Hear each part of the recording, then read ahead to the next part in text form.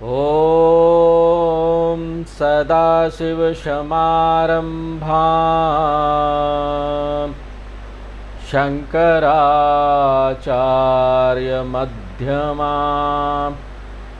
अस्मदाचार्यपर्यन्तां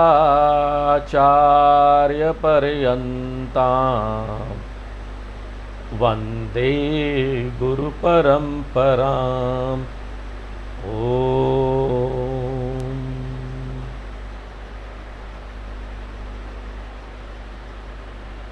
अर्जुन भगवान के विश्व रूप का दर्शन कर रहा है और उसको सराह रहा है, और ये करते हुए अर्जुन मन की दो भावनाओं से गुजरता है।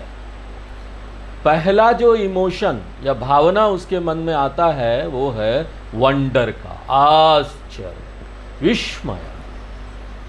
और दूसरी जो भावना बाद में उसके मन में आती है वो है डर का, भय। क्यों? क्योंकि वो देख रहा था कि भगवान यहाँ सब कुछ को नष्ट कर रहे हैं, और भगवान के ये विनाश वाले पक्ष को देखकर अर्जुन के मन में न एक मूलभूत प्रश्न जागृत होता है कि ऐसे भगवान क्या करुणावान है क्या? हमारे शास्त्रों में तो बहुत बताया गया है कि हमारे सारे भगवान बड़े करुणावान हैं।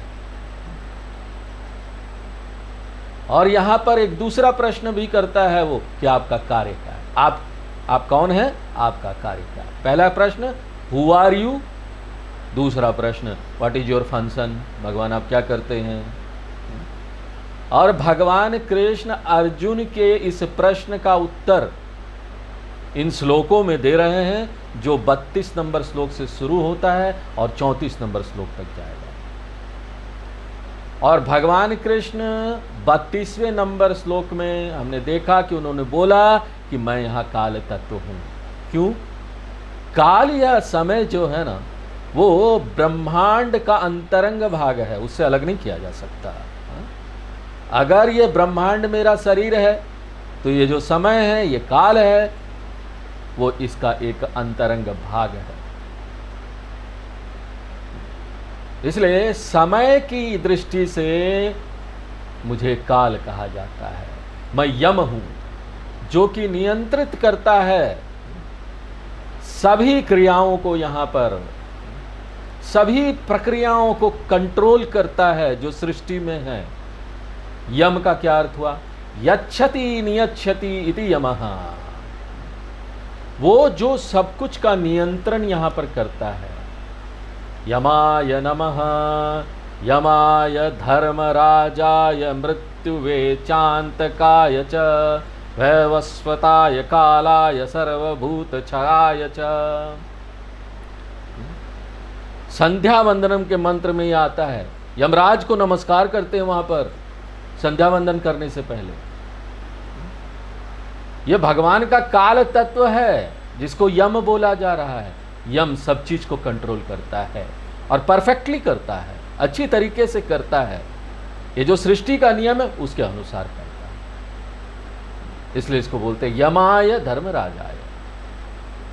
और यमराज को अन्याय के बारे में नहीं पता, वो कभी अन्याय नहीं करते। इसलिए हे भगवान आप कौन हैं? और जब वो कृष्ण भगवान से प्रश्न पूछता है तो कृष्ण भगवान बोलते हैं मैं काल तत्व हूँ, यम तत्व हूँ। और बोलते हैं कि अब देखो मैं यहाँ सबको नष्ट करने जा रहा हूँ, सैनिकों को, जो दोनों तरफ के लोग हैं उनको, कौरव के पक्ष को भी और पांडवों के पक्ष को भी। क्यों? उनका काल आ गया, उनका प्रारब्ध समाप्त हो गया, इसलिए उनको अब मरना है। लॉ ऑफ कर्मा क्या बोलती है? कर्म का सिद्धांत कि हमारा जीवन खाने से नहीं चलता। अन्न मिलेगा तो जीवन चल रहा है, पैसे होंगे तो जीवन चल रहा है, नहीं। हमारा जीवन कर्म से चल रहा है, प्रारब्ध से चल रहा है। प्रारब्ध वो तेल है, जिस दिन प्रारब्ध रूपी तेल खत्म होगा, सामने खाना रखा भी होगा तो नहीं खा पाएंगे। और जिस दिन जब तक प्रारब्ध चलेगा, जंगल में भी होंगे तो कोई थाली ला कर दे देगा, लो खा लो। ऐसी कहानियां हमने पढ़ी है बहुत साधु संतों की, जो जीवनी उसमें आता है कि वो बिना पैसे लिए ये देखने के लिए चलेगा कि प्रारब्ध कैसे काम करता है। तो ट्रेन में बिना पैसे लिए निकल गए, कहीं चले गए कि आज अगर भगवान मुझे जिंदा रखना चाहता है तो कहीं ना कहीं से खाना देगा, और पूरा घूमते हुए इधर उधर घूमते हुए कोई पैसा जेब में नहीं, और उनको कहीं ना कहीं से खाना मिल ही गया पूरे दिन में। ये जिंदा रहना था, प्रारब्ध है, भगवान तो देंगे। और यहां पर भगवान बोल रहे थे कि इन लोगों का तेल समाप्त हो गया है, इसलिए लॉ ऑफ कर्मा के अनुसार अब मुझे इन्हें मारना है। और किसी को मारने के लिए ना भगवान पिस्टल लेके या ना तलवार लेकर नहीं आते हैं, वो कोई और तरीका ढूंढते हैं। कुछ भी तरीका वो ढूंढ सकते हैं हमको नष्ट करने के लिए। और अर्जुन, मैंने ये सोचा कि मैं तुम्हें एक अवसर दूंगा ताकि तुम मेरे हाथ के उपकरण बन जाओ, माय इंस्ट्रूमेंट। अगर तुम मेरे इंस्ट्रूमेंट बन जाते हो, उपकरण बन जाते हो, तो लाभ क्या होगा? मेरा काम हो जाएगा और परम वीर चक्र और महावीर चक्र सब तुमको मिलेगा। मेरे पास तो सुदर्शन चक्र है, मेरे लिए पर्याप्त है, मुझे और कोई चक्र नहीं चाहिए। इसलिए वो बड़े ही यहां पर महत्वपूर्ण वाक्य बोलते हैं जो बहुत फेमस है, बहुत प्रसिद्ध है। गीता पढ़ने वाले लोगों को यह तो पता ही होता है, और इसी का विश्लेषण, एनालिसिस हम यहां करने वाले हैं। निमित्र मात्र भव सव्यसाची, निमित्त बन जाओ तुम Savyasachi Arjun, simply become my instrument. ये लोग तो पहले से मर गए हैं। अगर देखिए इन सब चीजों को अगर हम ऊपर ऊपर 2-3 लाइन में पढ़ के अध्ययन करेंगे ना, हमको कभी कोई आइडिया नहीं मिलेगा। ऐसा लगेगा कि भगवान यहां बोल रहे हैं सब कुछ पूर्व निर्धारित है, क्योंकि भगवान तो स्पष्ट रूप से बोल रहे हैं कि मैंने उनको मार दिया, यानी कि यहां पर विनाश हो चुका है। इससे पहले कि अर्जुन युद्ध को शुरू करे, इसलिए यहां पर हमको क्या आइडिया मिलेगा? अगर हम इसका पूरा एनालिसिस नहीं करेंगे तो आइडिया ये मिलेगा कि यहां सब कुछ पूर्व निर्धारित है, सब कुछ एडवांस में भगवान ने कर दिया है। ये हमको समझ में आएगा। और इसको दूसरे शब्द में बोलते भाग्यवादी दृष्टिकोण। एवरीथिंग इज ऑलरेडी डिटरमाइंड, भगवान ने पहले से ही पूर्व निर्धारित कर दिया है, हमको कुछ करने की जरूरत नहीं। और लोग कोट भी करते हैं इसी गीता के श्लोक को, देखो ना उसमें लिखा हुआ है कि भगवान ने सबको पहले मार दिया, अर्जुन तुमको कुछ नहीं करना, तुम मेरे निमित्त बन जाओ बस। और दूसरा आइडिया जो यहां पर मिलता है वो कृष्ण भगवान ये शब्द निमित्त मात्रम का प्रयोग कर रहे हैं, मेरे हाथ का इंस्ट्रूमेंट बन जाओ, उपकरण बन जाओ। तो ऐसा लगता है कि हम भगवान के हाथ के कठपुतली है। भगवान अंततो गत्वा नियंत्रण करता है। हम लोग ऐसे शब्दों का प्रयोग करते हैं, नाटक का सूत्रधार, नाटक सूत्रधारी, कठपुतली नाटक सूत्रधारी। भगवान क्या है? कठपुतली नाटक सूत्रधारी। और वो हमारे हाथ पांव को हिला रहे हैं, जहां जाना है वहां करना है, सब वैसे कर रहे हैं। हम उनके हाथ में कठपुतली हैं, हम उनके इंस्ट्रूमेंट है, उपकरण है। तो ये विनाश करने वाली आइडिया लोगों के मन में जाएगी, ये सब भाग्य से हो रहा है। भाग्यवादी दृष्टिकोण पूर्व निर्धारित है, ललाट पर लिखा हुआ है, इसलिए हमको ना यहाँ पर बहुत सावधानी से इसको पढ़ना पड़ेगा। और मुख्य रूप से हमको ये समझना चाहिए कि हमारे शास्त्र भाग्यवादी दृष्टिकोण को स्वीकार नहीं करते।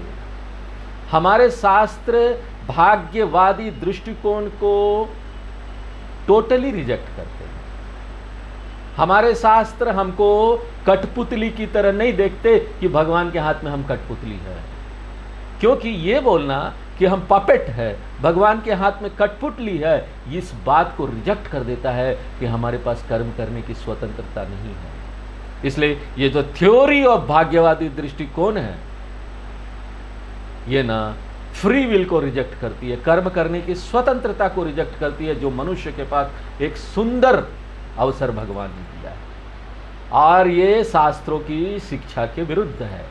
शास्त्र ऐसी शिक्षा नहीं देते। इसलिए याद रखिए कि भाग्यवादी दृष्टिकोण सीधे सीधे रिजेक्ट कर दीजिए। आप कहीं भी आता है, इसको स्वीकार नहीं कीजिए। हमको बहुत सावधान रहना चाहिए जब हम भाग्यवादी दृष्टिकोण को रिजेक्ट करते हैं। हम यहाँ भाग्य को रिजेक्ट नहीं कर रहे हैं, हम भाग्य को नहीं रिजेक्ट कर रहे हैं। हमको यहाँ पर ना सूक्ष्म अंतर करना पड़ेगा कि भाग्यवादी दृष्टिकोण क्या है और भाग्य क्या है। क्या अंतर है हम आपको बताते हैं। अंतर जो है वो हम आपको बताते हैं। देखिए, भाग्य हमारे शास्त्र स्वीकार करते हैं। भाग्य की परिभाषा क्या है? हमने जो पूर्व में कर्म किए हैं, इसी जन्म में या पिछले जन्म में, कोई भी जन्म में, ये सारे कर्मों के जो फल हमको मिलते हैं, इसको भाग्य बोलते हैं। शास्त्र स्वीकार करते हैं भाग्य को कर्म फल के रूप में। इसी को भाग्य बोलते हैं, इसी को प्रारब्ध बोलते हैं, इसी को दैवम बोलते हैं। और हमारे शास्त्रों के अनुसार यही जन्म कुंडली में भी आता है। हमारे ग्रह की स्थिति क्या है जन्म के समय में, ये संकेत करती है कि हमारा प्रारब्ध कैसा होगा। यही प्रारब्ध हमारे जीवन को प्रभावित करेगी। हम ये नहीं बोलते कि ये जो ग्रह है, ये जो नक्षत्र है, ये जो तारे हैं, बहुत ध्यान रखिए, ये हमारे जीवन को प्रभावित नहीं करती। तारे हमारे जीवन को प्रभावित नहीं करती, सूर्य हमारे जीवन को प्रभावित नहीं करती। तो क्या करता है? प्रारब्ध करता है। और आपके ग्रह की स्थिति जन्म कुंडली में क्या है, यह सिर्फ संकेत करता है कि आपका प्रारब्ध कैसा होगा। जैसा कि ना आपके कार में फ्यूल का मीटर होता है ना, जो बताता है कितना ईंधन है, उसमें आपका होगा लाल रंग का बना होगा फ्यूल मीटर में, एक येलो बना होगा, पेंट किया होगा, और एक रेड जगह पेंट किया होगा, ऐसा किया होगा। ग्रीन, येलो, रेड, ये 3 कलर में होगा। ग्रीन यानी पूरा तेल फुल है, येलो यानी तेल आधा हो रहा है, कम हो रहा है, रेड यानी अब एकदम खत्म होने वाला है। तो ये जो फ्यूल का मीटर है आपके कार में, वो जिम्मेदार नहीं है आपके कार को चलने के लिए। ये मीटर नहीं है जो कार को पुश कर रहा है, चलाने के लिए ठेल रहा है। ये जो फ्यूल मीटर है ना, जो मीटर लगा है कार में, वो सिर्फ संकेत करता है पेट्रोल कितना है। कार के चलने का जिम्मेदार तो पेट्रोल है, मीटर तो सिर्फ संकेत करता है, वो प्रभावित नहीं करता। इसी तरह हमारे जीवन में जन्म कुंडली में ये जो ग्रह नक्षत्र आदि है ना, ये सिर्फ संकेत करते हैं, मीटर की तरह है। ये प्रभावित नहीं करते, प्रारब्ध प्रभावित करता है, हमने कर्म कैसे किए हैं, ये हमारे जीवन को प्रभावित करता है। ये तो सिर्फ संकेत करते हैं कि हमारा प्रारब्ध कैसा होगा। और इसी को बोलते हैं भाग्य। ये हम स्वीकार करते हैं, हमारे शास्त्र इसको स्वीकार करते हैं। तो क्या अंतर है भाग्य और भाग्यवादी दृष्टिकोण में? हमारे शास्त्र के अनुसार भाग्य एक कारक है जो हमारे जीवन को प्रभावित करती है। भाग्य एकमात्र कारक नहीं है जो हमारे जीवन को प्रभावित करती है, बहुत सारे कारकों में से एक है। अगर आप बोलेंगे कि एकमात्र भाग्य ही सब कुछ निर्धारित करता है, तो इसको बोलेंगे भाग्यवादी दृष्टिकोण। अगर आप बोलते हैं सिर्फ भाग्य ही है जिससे सब कुछ हो रहा है, तो हमने भाग्य को कर दिया, हम कुछ करेंगे नहीं। शास्त्र बोलते हैं भाग्य सिर्फ एक कारक है, भाग्य के अलावा दूसरे कारक भी है जो हमारे जीवन को प्रभावित करती है, और उसको बोलते हैं पुरुषार्थ। हमको पुरुषार्थ करना, मेहनत करना है, हमारे पास कर्म करने की स्वतंत्रता है। तो ये भाग्य और कर्म करने की स्वतंत्रता दोनों आपके भविष्य को निर्धारित करती है, ये शास्त्र है। अगर आप बोलते हैं भाग्य और कर्म करने की स्वतंत्रता दोनों मिलाकर आपके भविष्य का निर्धारण होता है, तो ये शास्त्र है। और अगर आप बोलते हैं कि नहीं नहीं एकमात्र भाग्य ही सब कुछ है, तो इसको बोलते हैं भाग्यवादी दृष्टिकोण। भाग्यवादी दृष्टिकोण को स्वीकार करने से क्या होता है कि आप ना कर्म करने की स्वतंत्रता को सीधे सीधे रिजेक्ट कर दे रहे हैं। अगर भाग्यवादी दृष्टिकोण में कर्म करने की स्वतंत्रता रिजेक्ट हो जाती है, और कर्म करने की स्वतंत्रता को रिजेक्ट करते हुए ये जो भाग्यवादी लोग हैं वो बोलते हैं ना कि सब कुछ पूर्व निर्धारित है, भाग्य से किया हुआ है, सब भगवान ने लिख दिया है पहले से ही क्या होना है। अब क्या समस्या क्या है? अगर आप इस थ्योरी को स्वीकार कर लेंगे तो ये हमको जानना चाहिए। मान लीजिए हम ये बोलते हैं कि सब कुछ भगवान द्वारा पूर्व निर्धारित है और भगवान की इच्छा ही यहाँ सब कुछ है, हम सब लोग भगवान के हाथ में निमित्त मात्र यानी उपकरण हैं भगवान के हाथ में, तो ये ऐसा थ्योरी को स्वीकार करने से समस्या क्या आएगी? कुछ छोटा सा इसमें थोड़ा सा ना लाभ भी है, लेकिन पहले हम देखेंगे कि प्रॉब्लम क्या है। छोटा सा लाभ भी है इस थ्योरी में, लेकिन यहां पर लाभ क्या है? आप ना अपने ही किए गए कर्मों का जिम्मेदारी नहीं लेंगे। किसी ने ठीक ही बोला है, गलती करना ही मनुष्य है। अंग्रेजी में टू एरर इज ह्यूमन। जो गलती करे वही तो मनुष्य। यानी क्या है? आप ना सारा दोष दूसरों पर मर देंगे, और इसी को बोलते हैं मनुष्य। तो जब हम यहां पर समस्या का सामना करते हैं और हम अपनी जिम्मेदारी नहीं लेते हैं अपनी गलतियों का, तो ना हम किसी बकरे को ढूंढते हैं किसके सिर पर यह जिम्मेदारी मर दिया गया है। This is very nice theory, बड़ा अच्छा है, बड़ा सुविधाजनक है। हम बोलेंगे देखो उसने सब कुछ किया है तो यहां पर हम क्या करेंगे? सारा का सारा दोष भगवान पर मर देंगे और अपने खुद सब कर्म करके निकल जाएंगे। तो भाग्यवादी दृष्टिकोण रखने वाले जो लोग हैं उनके लिए तो इन सब चीजों से बच के निकलने के लिए ये बड़ा ब्यूटीफुल थ्योरी है। वो गलत काम करने के जो हीन भावना है उसमें से निकल सकते हैं। तो ये एक बात है। और एक दूसरा ना छोटा सा लाभ भी है जो बहुत उपयोगी है। वो क्या है? जब यहां पर हम बोलते हैं कि सब कुछ भगवान ने किया और भगवान के प्रति सम्मान की भावना है हमारे मन में, और हम जानते हैं कि भगवान अन्याय नहीं करता, भगवान कभी भी अन्याय नहीं हो सकता, तो ना ये जो थ्योरी है बड़ा यूजफुल है, उपयोगी है। हमारे जीवन में कोई पीड़ादायक अनुभव आता है तो उसको स्वीकार करें। बहुत यूजफुल टेक्निक है। देखिए आपके जीवन में कोई भी गड़बड़ आए ना, पीड़ा आए ना, स्वीकार नहीं, ये तो मेरा कर्म ही था, भाग्य था। तो कभी कभी शास्त्रों में ये भाग्यवादी दृष्टिकोण का उपयोग किया जाता है टेम्पररी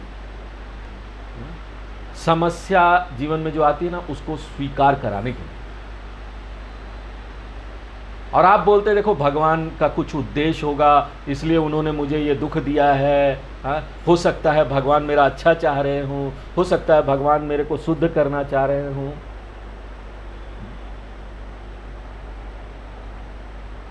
भगवान आपको दुख देते हैं ताकि ना आपका भला हो सके, आपकी शुद्धता प्राप्त हो सके। भगवान की इच्छा, हम यही सोचते हैं, हे भगवान आप मुझे दुख दे रहे हैं ताकि ना मैं और भक्ति कर सकूं। तो ये जो भाग्यवादी दृष्टिकोण है वो कुछ सीमित उद्देश्य से कभी कभार हमारे शास्त्रों में इसका उपयोग होता है। देखिए राम जी ने भी इस तरीके का उपयोग किया।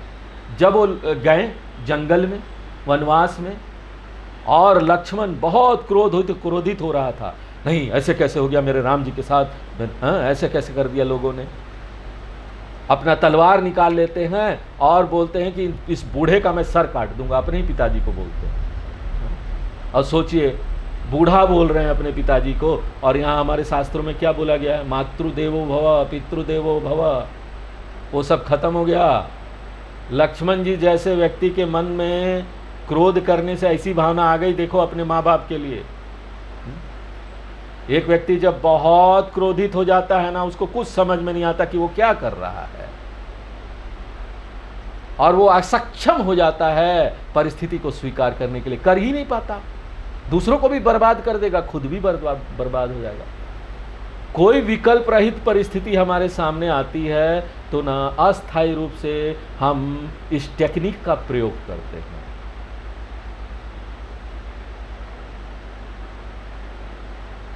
तो ये ना टेम्पररी एडवांटेज है, अगर भाग्यवादी दृष्टिकोण को देखें तो। अस्थायी लाभ आपको कुछ मिल जाता है,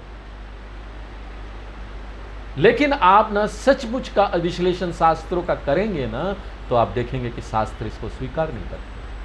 शंकराचार्य जी बार बार दोहराते हैं अपने कमेंट्री में, कोई भी दृष्टिकोण आपको कोई दे रहा है जिसमें कर्म करने की स्वतंत्रता को रिजेक्ट किया जा रहा है, तो शंकराचार्य जी बोलते हैं इसको स्वीकार नहीं करता।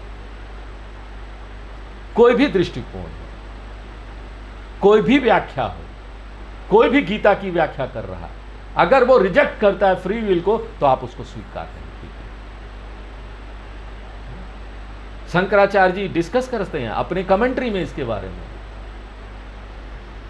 इंद्रियास इंद्रियस यार्थे राग द्वेषो व्यवस्थित, तीसरे अध्याय में वहां 2 श्लोक है, और शंकराचार्य जी वहां बोलते भी है, अगर आप रिजेक्ट करेंगे फ्री विल को और आप बोलेंगे कि भगवान की सब इच्छा है, यहाँ पर सब भगवान की इच्छा से हो रहा है, तो समस्या क्या आएगा?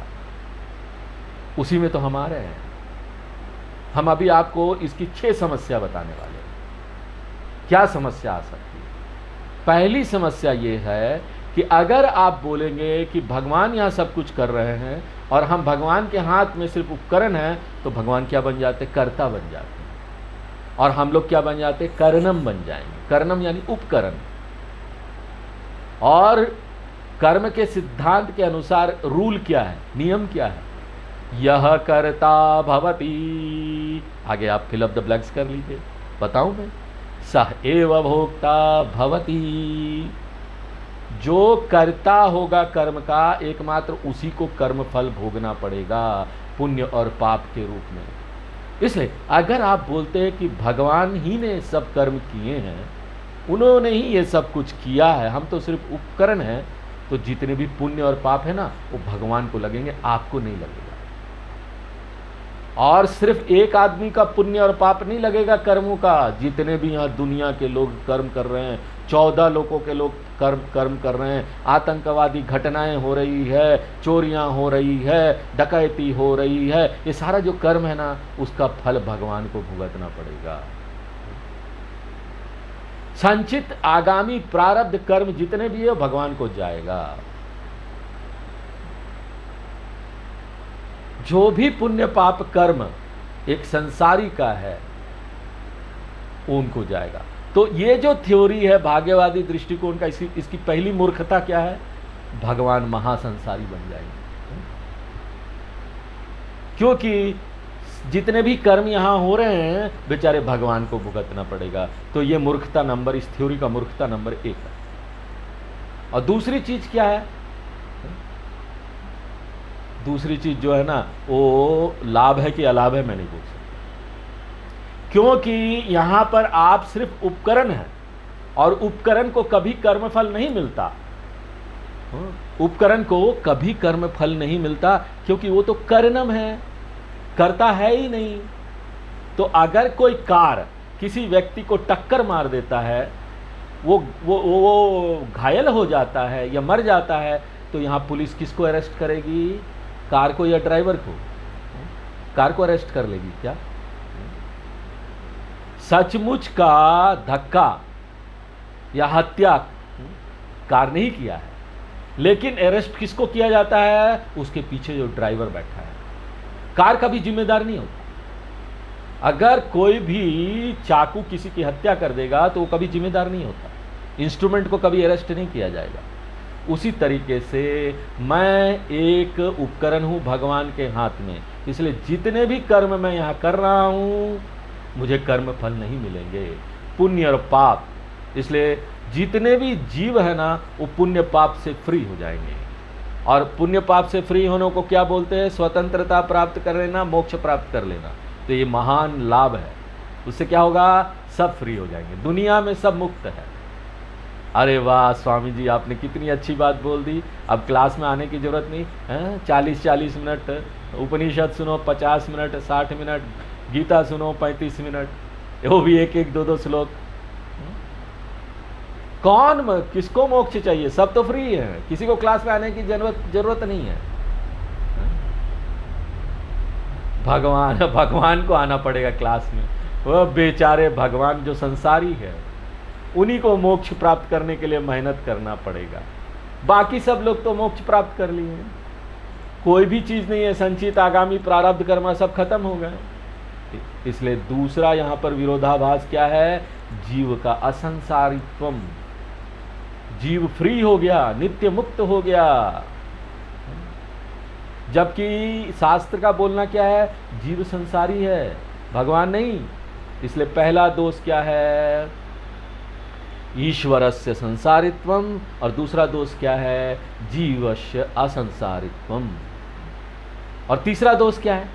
अगर भगवान ही सब कुछ यहाँ कर रहे हैं, कुछ हमारे हाथ में नहीं है, तो जितना भी पीड़ा है ना, जो सब लोग भुगत रहे हैं, वो किसके द्वारा किया जा रहा है? भगवान के द्वारा।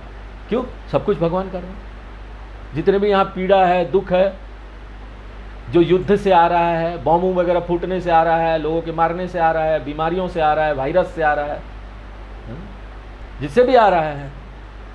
बच्चों को पहले से जन्म से ही बहुत कुछ है, भगवान ने किया। कौन जिम्मेदार है? भगवान।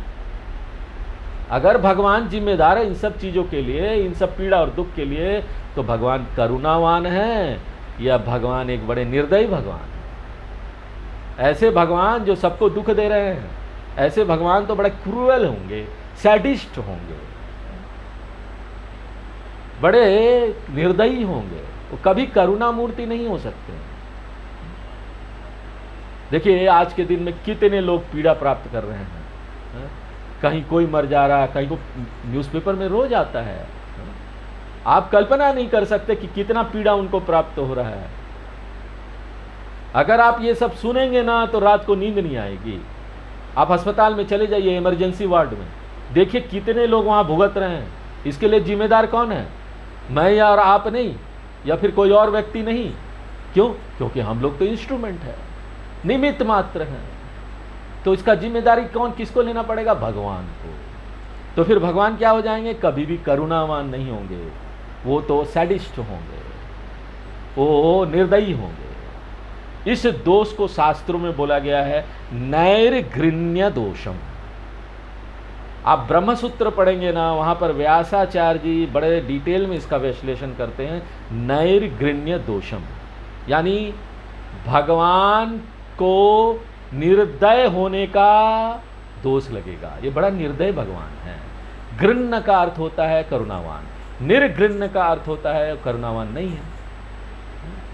नैर्घृण्यम का अर्थ होता है कि वो करुणा रहित है, बड़े निर्दयी है। ये तीसरा दोष है। अगर आप ये बोलेंगे कि भगवान ही जिम्मेदार है सुख और दुख आने का, इतना पीड़ा आने का, और आप ये बोल भी नहीं सकते नहीं बेचारे भगवान बड़े लाचार है ना, ऐसा भी नहीं बोल सकते। क्यों? अरे भगवान को हम लोग सर्वज्ञ सर्वशक्तिमान मानते हैं, और सर्वज्ञ सर्वशक्तिमान होने के बाद भी वो हमारे दुख को क्यों नहीं दूर कर देते? सिर्फ अपना हाथ ऐसे उठाते, तथास्तु ऐसे करके हाथ कर देते हैं। जिस तरह से उन्होंने द्रौपदी को वस्त्र दे दिए थे, द्रौपदी का जब चीरहरण हो रहा था, हाथ ऐसे उठा दिए, वह वस्त्र मिल गया। तो भगवान के तो यहाँ हजारों हाथ है। हमने 11वें अध्याय में देखा, यहाँ हजारों हाथ। वो चले जाए अस्पताल में, अपना हाथ उठा के ऐसे ऐसे कर दे, सब लोग ठीक हो जाएंगे। चाहे कैंसर की बीमारी हो, चाहे कोरोना हो, चाहे कोई वायरस हो, जो कुछ भी हो, किडनी ट्रबल, हार्ट ट्रबल, क्यों ठीक नहीं कर देते? आप ये नहीं बोल सकते कि भगवान में क्षमता नहीं है, क्योंकि भगवान तो सर्वशक्तिमान है। और आप ये भी नहीं बोल सकते कि भगवान जानते नहीं, क्योंकि भगवान तो सर्वज्ञ है, वो सब जानते हैं। हम मानते कि भगवान करुणावान है। क्यों ये करुणावान भगवान इस सभी दुखों को दूर नहीं कर देते? तो ये जो सिद्धांत है, थ्योरी है भाग्यवादी दृष्टिकोण का, जो बोलता है कि भगवान यहाँ सब कुछ कर रहे हैं, उसमें क्या हो जाएगा, भगवान को आप ना ऐसा बोलकर आप भगवान को दोष दे रहे हैं कि भगवान बड़ा निर्दय है। चौथा दोष क्या है? चौथा दोष ये है कि भगवान जो है ना यहाँ पर विलेन बन जा रहे हैं। भाग्यवादी दृष्टिकोण में क्या है, भगवान विलेन है, भगवान कभी हीरो नहीं हो सकते, भगवान तो जीरो है। इसलिए उनको पता नहीं कि ये भाग्यवादी दृष्टिकोण स्वीकार करने का परिणाम क्या हो रहा है। वो तो भगवान को डस्टबिन में डाल दे रहे हैं, भगवान का कोई काम ही नहीं। अगर भाग्यवादी दृष्टिकोण स्वीकार करते हैं तो वेस्ट पेपर बास्केट में थ्रो कर दिया हमने भगवान को। देखिए सचमुच में ना, अगर आप गहराई से इसकी बात को सोचने लगेंगे ना, आप भगवान से ना बड़ी घृणा करने लगेंगे। ये सब परिणाम है। अगर हम ये स्वीकार कर लेते कि यहाँ सब कुछ भाग्य से चल रहा है, ये भाग्यवादी दृष्टिकोण स्वीकार करने के परिणाम है। चौथा दोष क्या है? ओके ठीक है, चलिए, भगवान ने सबको पीड़ा दिया, सबको दुख दिया, और यहाँ पर ऐसा भी है कि भगवान बड़े लोगों को सुख भी दे रहे हैं। कई लोगों के पास ब्लैक एंड वाइट टीवी है, कई लोगों के पास कलर टीवी है, कई लोगों के पास एलईडी है। तो यहाँ पर ना अलग अलग प्रकार के लोगों के पास अलग अलग चीज़ें का वो एंजॉय कर रहे हैं जीवन में।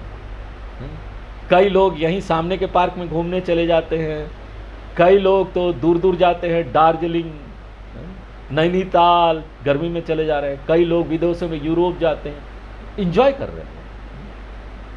और इस एंजॉयमेंट में भी मात्रा है, अलग अलग मात्रा है। क्या मात्रा है? कुछ लोग खुश हैं, कुछ अति खुश हैं, कुछ अति अति खुश हैं। किसी के पास है ना यहाँ पर छोटी मारुति कार है, किसी के पास MG,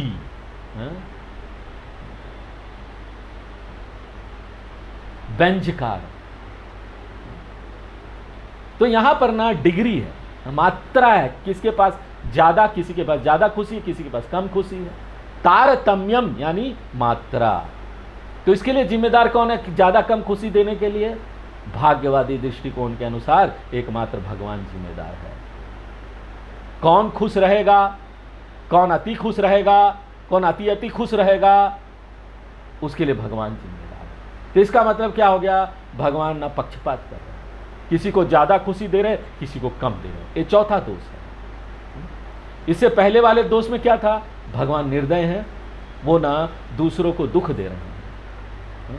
और इस दोष में क्या है कि भगवान ना पार्शियलिटी कर रहे हैं, वो ना पक्षपात कर रहे हैं। इस दोष को क्या बोलते हैं? वैषम्य दोषम, पार्शियलिटी, पक्षपात कर रहे हैं। ये चौथा समस्या है। अगर हम थ्योरी ऑफ फैटालिज्म, भाग्यवादी दृष्टिकोण को स्वीकार करते हैं और कर्म करने की स्वतंत्रता को रिजेक्ट करते हैं, तो दो और हैं। तो पांचवा दोष क्या है? क्योंकि भगवान सारे कर्मों का कर्ता है और इस थ्योरी के अनुसार हम सिर्फ उपकरण हैं, तो ना उपकरण को यह जानने की जरूरत नहीं है कि क्या सही काम है या गलत काम है। ट्रैफिक का नियम जानने की जरूरत नहीं है। कार को जानना चाहिए कि ड्राइवर को?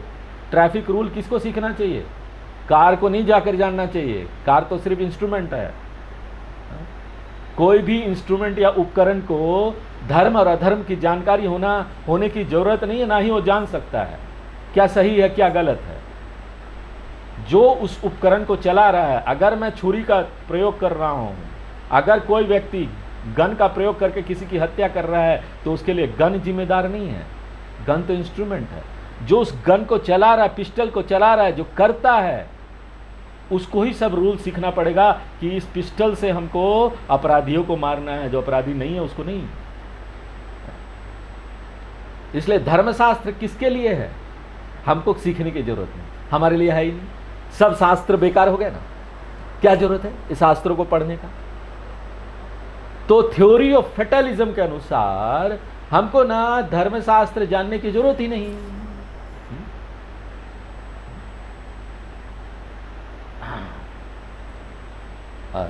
आज हम लोग यहाँ पर विराम देते हैं, आगे फिर नेक्स्ट क्लास में देखेंगे।